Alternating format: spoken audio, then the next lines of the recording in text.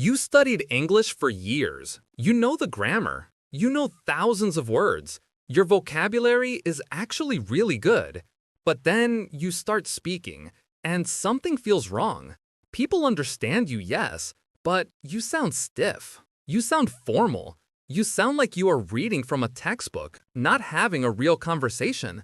And you can see it on their faces. That tiny moment of confusion, that split second where they are thinking, this person knows English, but something sounds a little off. And the worst part? You do not even know what you are doing wrong. You are using correct grammar, you are using real English words. So why do you still sound like a student and not like a fluent speaker? Why do native speakers sound so relaxed and natural while you sound like you are giving a presentation? Have you ever felt this frustration? Have you ever wondered what the secret is? What are native speakers saying that you are not? If you are nodding right now, I want you to know something important. This is not your fault. This is not because you are bad at English. This is because textbooks teach you formal, written English. But real Americans do not talk like textbooks. They use completely different words in everyday conversation. Exactly. And the good news is, once you learn these words, everything changes. You will sound instantly more natural, more fluent, and more American. And that is exactly what we are going to teach you today. Hi everyone, I'm Emma. And I'm Alex. Welcome back to our channel where we help you speak real English, not textbook English. Today, we are going to teach you 20 words that native speakers use constantly in casual conversation. These are the words that will make you sound natural and fluent. These are the words that will transform your spoken English. And we are not just going to list these words, we are going to teach you exactly how to use them with real examples and real situations. So here is what we are going to cover today. First, we are going to explain why textbook English sounds so unnatural and what makes conversational English different. Then, we are going to teach you 20 essential words that Americans use all the time. We will break them down into different categories to make them easier to learn and remember. For each word, we will give you the textbook word you probably learned, then the natural word that Americans actually use. We will give you examples, pronunciation tips, and real situations where you can use them. After that, we will have a quick review, a practice challenge, and a section on common mistakes to avoid. This lesson is packed with practical value, so make sure you stay until the end. Let us get started. But before we jump in, if you want to sound more American and more natural when you speak English, hit that subscribe button right now and turn on the notification bell. Yes, we post new lessons every week to help you speak English with confidence. Subscribing is free, and it is the best way to make sure you never miss a lesson. Okay, let us dive into these 20 essential words. All right, so first, let us talk about why this matters. Why does textbook English sound so different from real American English? Great question, Alex. And the answer is actually really simple. Textbooks are designed to teach you correct, formal, written English. They focus on grammar rules, vocabulary lists, and proper sentence structure. And that is important. You need that foundation. But here's the problem. Written English and spoken English are two completely different things. When Americans write an email, a report, or an essay, we use formal language. But when we talk to our friends, our family, or our coworkers in casual situations, we use completely different words. Exactly. Think about it. In your own language, do you talk the same way you write? Of course not. When you send a text message to your friend, you use casual, relaxed language. But when you write a formal letter, you use proper, formal language. English is exactly the same. Right. So when you learn English from textbooks, you are learning the formal, written version. But then you try to speak and you use those formal words in casual conversation. And that is why you sound stiff and unnatural. Let me give you a perfect example. In a textbook, you learn the word purchase. That is correct English. But when was the last time you heard an American say, I need to purchase some groceries? Never. We say, I need to buy some groceries, or even, I need to get some groceries. That is such a good example. The word purchase is not wrong. It is just too formal for everyday conversation. And this happens with so many words. Textbooks teach you assist, but Americans say help. Textbooks teach you obtain, but Americans say get. Textbooks teach you inquire, but Americans say ask. Exactly. And here is why this matters so much. When you use formal words in casual situations, native speakers notice it. They might not say anything, but they can tell that English is not your first language. Your grammar might be perfect, but your word choice gives you away. But when you use the natural conversational words that Americans actually use, everything changes. Suddenly, you sound fluent. You sound relaxed. You sound like you belong in the conversation. And I want to use an analogy here. Learning formal English is like learning to wear a suit.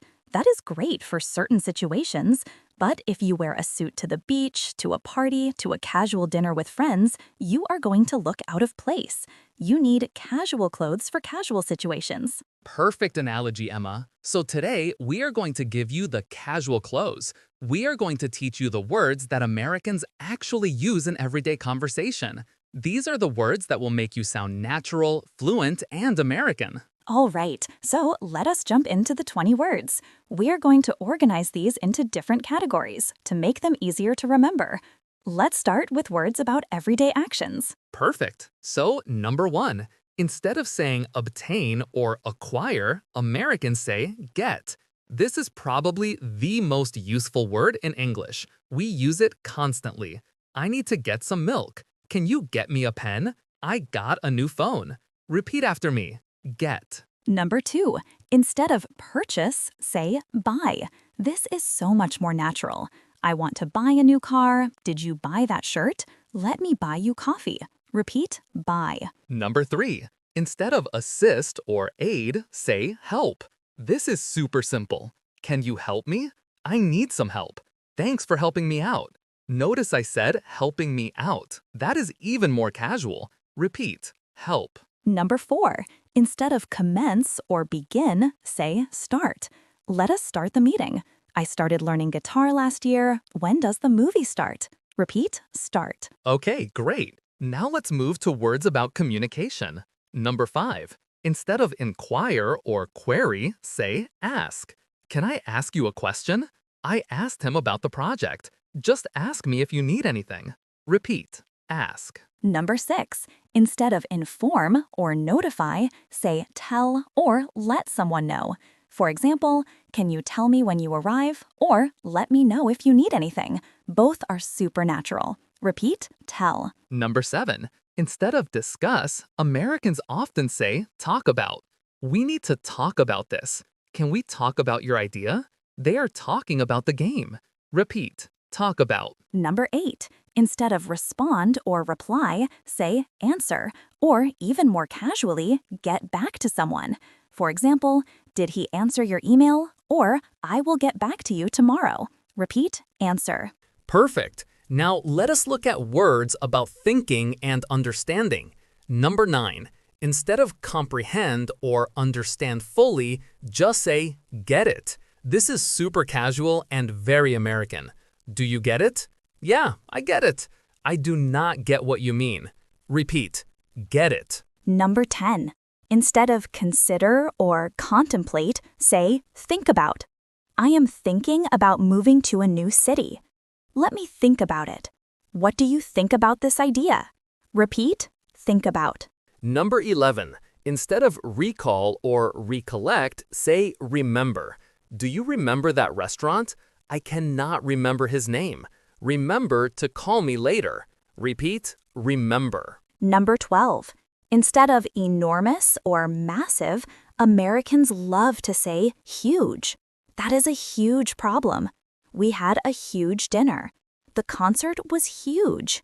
Repeat, huge. Number 13, instead of tiny or minuscule, we say small or even more casually, little. I want a small coffee.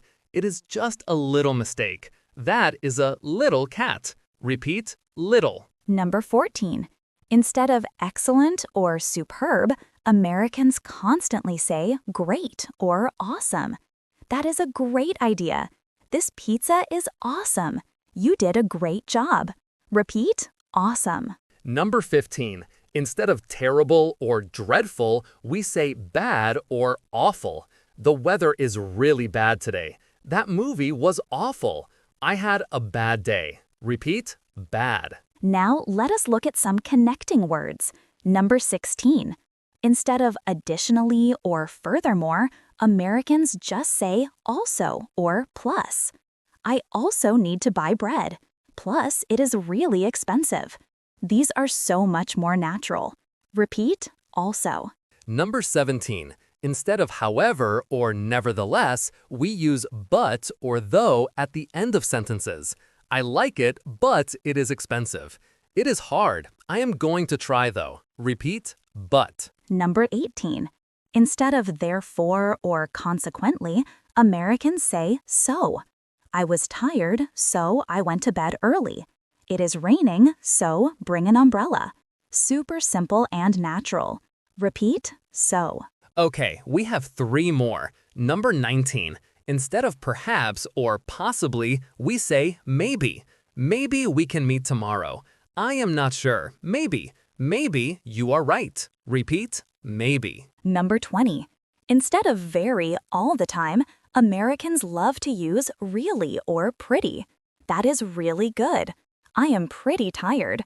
This is really important. Both really and pretty sound much more natural than always saying very. Repeat, really. And bonus tip, Americans also use kind of or sort of to make things sound less direct and more casual. I am kind of tired. It is sort of expensive. That is kind of weird. This is super common. Repeat, kind of. Okay, so those are the 20 words. But now let us show you how to use them in real conversations. Alex, let me give you a textbook sentence, and you change it to natural American English. Ready? Ready. Ready. I need to purchase some groceries and subsequently commence preparing dinner. Oh no, that sounds so stiff. Here's the natural version. I need to buy some groceries and then start making dinner. See how much better that sounds? So much better. Okay, here is another one. Could you assist me in comprehending this concept? Natural version, can you help me understand this? Or even more casual, can you help me get this? Perfect. One more. I inquired about the price, however, they did not respond. Natural version, I asked about the price, but they did not answer. So simple, so clear, so American. Exactly. And this is the key, everyone. You don't need fancy, complicated words to sound fluent. You need simple, natural words that Americans actually use every single day. And here's something really important. When you use these simple, natural words, you will also speak faster and more confidently. Why? Because these words are easy. They flow naturally. You don't have to think about them. Right. When you are searching for a formal word like obtain or commence, you hesitate. Your speech slows down. But when you just say get or start, the words come out easily and naturally. Exactly. And that confidence, that flow, that natural rhythm is what makes you sound truly fluent. It's not about using big, impressive words. It's about using the right words for the situation. So let us practice a few more quick examples. If someone asks, "How was your day?" don't say, "It was satisfactory." Say, "It was good," or "It was great," or "It was pretty good." If someone says, "Thank you so much," don't say, "You are welcome. It was my pleasure to assist you." Just say, "No problem," or "Sure," or "Happy to help." If someone asks, "Do you want to go to the movies?" don't say, "Perhaps, I shall consider it." Just say, "Maybe. Let me think about it." See how natural and easy that is? This is how Americans actually talk. And now, you know the secret. All right, everyone, we covered 20 words today, so let us do a quick review of the most important ones. We are going to go through them quickly, and we want you to repeat them out loud. Ready? Here we go. Number 1, get. Repeat, get. Number 2, buy. Repeat, buy. Number 3, help. Repeat, help. Number 4, ask. Repeat, ask. Number 5, talk about. Repeat, talk about. Number 6, get it. This means understand. Repeat, get it. Number 7, think about. Repeat, think about. Number 8, huge. Repeat, huge. Number 9, awesome. Repeat, awesome. Number 10, maybe. Repeat, maybe. And bonus, kind of. This is super casual. Repeat, kind of. Perfect. If you can remember and start using just these words in your daily English, you will sound so much more natural and American. These are the building blocks of conversational English. And remember, it's not about using complicated words, it's about using the right, simple, natural words that Americans actually use. Okay, now it is time for your practice challenge.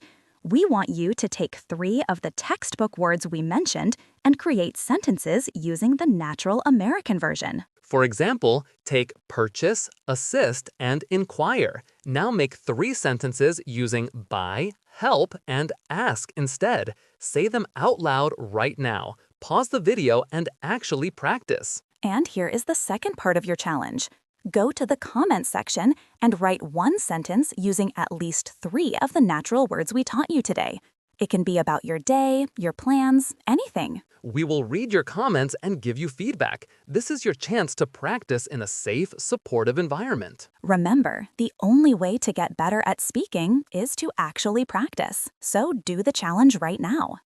Okay, before we finish, we need to talk about some common mistakes that learners make when trying to sound more natural. Yes, mistake number 1, using slang in the wrong situations.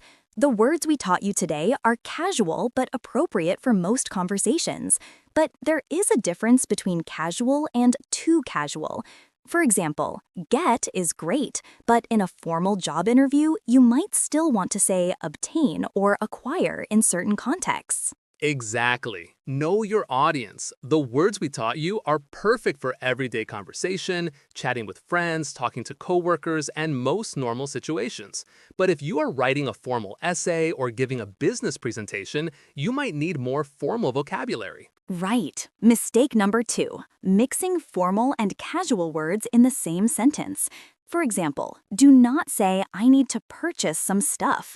That sounds weird because purchase is formal, but stuff is super casual. Pick one style and stick with it. Good point. Mistake number 3, pronouncing these simple words incorrectly. Just because a word is simple does not mean it is easy to pronounce. For example, get has a hard T sound at the end. It is get, not ge. And buy sounds like buy. Make sure you pronounce these words clearly. And mistake number 4, avoiding these words because you think they are too simple.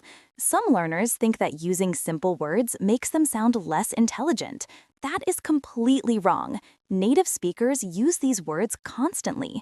Using simple, clear language actually makes you sound more confident and fluent. Absolutely. In English, clarity is more important than complexity. Simple, natural words will always beat fancy, formal words in everyday conversation. All right, everyone, we have reached the end of this lesson, and we want to take a moment to acknowledge your progress. You just learned 20 words that will completely transform the way you sound when you speak English. That is huge. These are not just words. These are the keys to sounding natural, fluent, and American. And here is what we want you to remember. Fluency is not about knowing the most words. It is not about perfect grammar. Fluency is about communicating naturally and confidently. It is about using the right words for the right situation. So, starting today, we want you to make a commitment. Every time you are about to use a formal textbook word, ask yourself, is there a simpler, more natural way to say this? And use what you learned today. The more you practice using these natural words, the more automatic they will become. And before you know it, you will not even think about it. You will just naturally sound more American, more fluent, more confident. And remember, every conversation is an opportunity to practice. Every time you speak English, you are building your fluency one word at a time. We are so proud of you for being here, for learning, for improving. You are doing amazing, and we cannot wait to see how much your English improves. All right, before you go, we need your help with 2 things. First, if you found this lesson valuable, please hit that like button. It helps us so much and it tells us that you want more lessons like this. And second, we have a really fun challenge for you in the comments. We want you to write one sentence about your day using at least 3 of the natural words we taught you today. Maybe use get, really, and awesome, or buy, kind of, and think about. This is your chance to practice what you learned and get feedback from us. We read every comment, and we love seeing you use these words in real sentences. So scroll down right now and write your sentence. Don't overthink it. Just write naturally using the words from today's lesson. We cannot wait to read your comments. All right, everyone, that is it for today's lesson. Thank you so much for learning with us. We will see you in the next video. Yes, keep practicing these words, keep speaking naturally, and remember, simple, natural English is the best English. Until next time, keep speaking with confidence, not perfection. Bye, everyone. See you soon. Stay awesome.